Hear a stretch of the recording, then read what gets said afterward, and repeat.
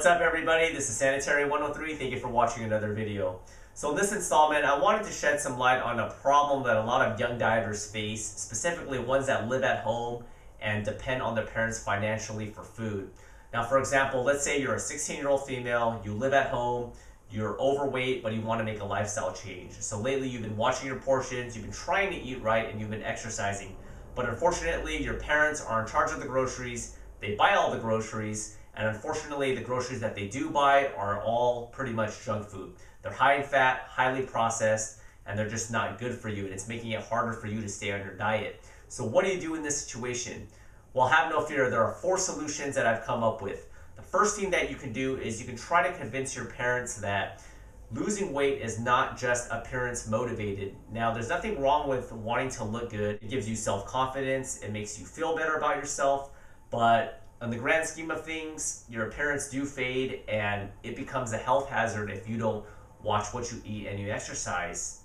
Heart disease, diabetes, stroke, the list just goes on and on. Now some of you may be talking to the screen right now and saying, well, duh, my parents do know that it's not good to not exercise and not to eat right, but they continue to do that and I can't convince them to quit buying all this junk food. Well, if that's the case, you got to take it to the next level. What you can do is you can go on the internet.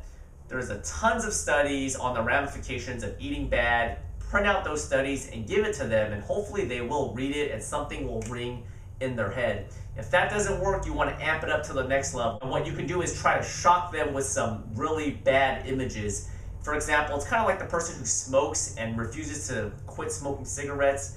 You get a picture, you print it out, you blow it up of a lung that has been filled with tar and tobacco, and you show it to them and you hope that it will convince them to quit their negative behavior, and the same thing goes with bad eating and not exercising. The second thing that you can do, assuming you're old enough, is get a part-time job. Now I know time is very valuable, but when I was in high school, I went to school, I had a part-time job, and I did some sports, so it can be done. It just depends on your priorities. So if you're prioritizing to get a part-time job, you can get a little bit of income and you can buy your own groceries and control your own destiny.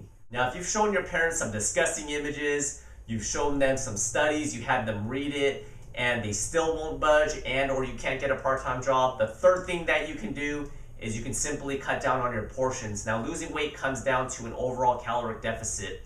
So if your baseline's right here and you eat less than your baseline maintenance, you're gonna lose weight. Now, it's gonna make it harder to lose weight, and it's not necessarily the healthiest thing that you can do.